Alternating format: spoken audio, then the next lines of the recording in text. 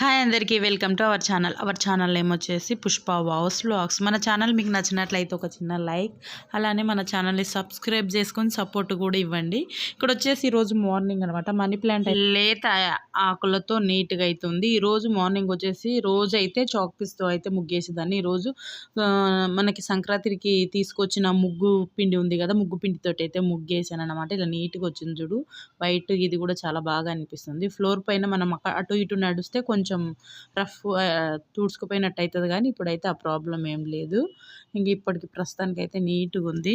ఇప్పుడు వీడియో అయితే ఎక్కడ మధ్యలో మిస్ అవ్వకుండా చూడండి, మీకైతే మంచి యూజ్ఫుల్ టిప్ అయితే ఉంటుంది ఇందులో.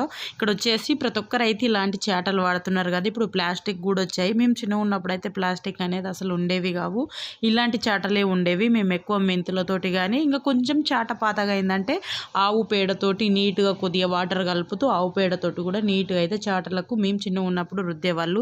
ఈ రోజుల్లో మెంతులే చాలా తక్కువ, అంటే ఇంకా ఆవు పేడ ఎక్కడ దొరకట్లేదు కల్లాపి చల్లడానికి కూడా.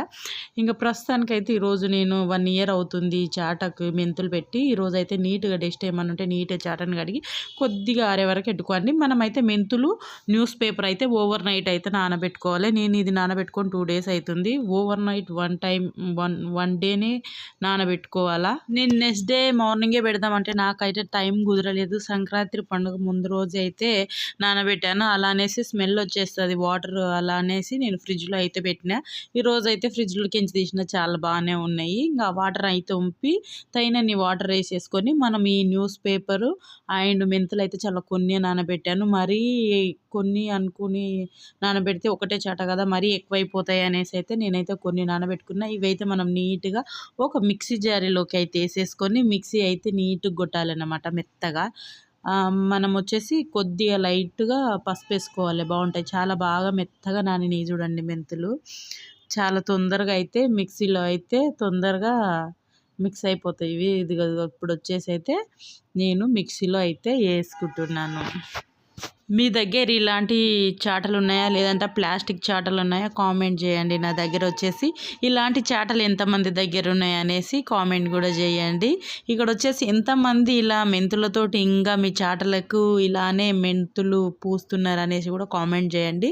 రంగు పూస్తే ఈజీ ఉంటుంది అనుకుంటాం కదా, అది కూడా లైట్ వెయిట్ ఉంటుంది. ఇప్పుడు అందరు రంగులే వేస్తున్నారు, కానీ దానికన్నా మంచిది ఇది సింపుల్ కాబట్టి.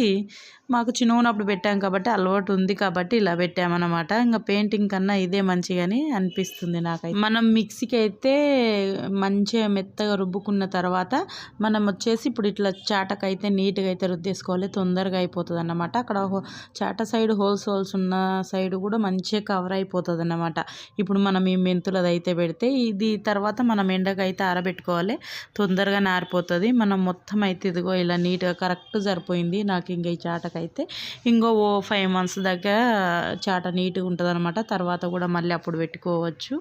ఇదిగో పసుపు కొద్దిగా వేసినాం కాబట్టి కొంచెం కలర్ అంత అనిపిస్తలేదు.